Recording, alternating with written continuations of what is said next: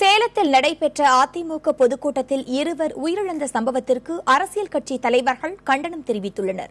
இதுகுறித்து அரசியல் தலைவர்கள் தெரிவித்துள்ள கருத்துக்களை பார்க்கலாம். 5:30 மணி 6 மணி கூட போய் ஹெலிகாப்டர் சென்னையில் இறங்கிடணும். அதுக்கு பிறகு வீட்டில் ஹெலிகாப்டர் போக முடியாது.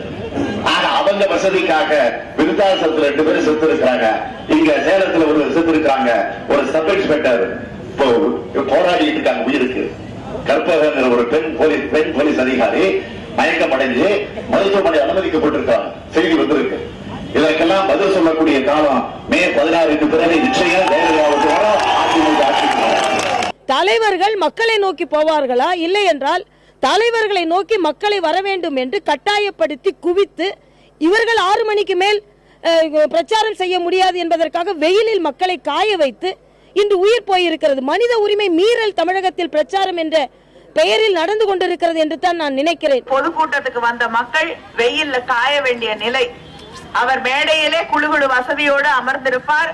மக்கள் மணிக்கணக்கில் ஹெலிகாப்டர் வந்து இறங்கறதுக்கு வசதியான நேரம் என்பதால் அந்த வெயில் கொடுமையிலே மக்கள் அமர்த்தப்படுகிறார்கள். அங்க உட்கார்ந்து மணிக்கணக்கில் தண்ணி இல்லாம அந்த வெயில்ல மத்தியானம் காய வேண்டி இருக்கிறது.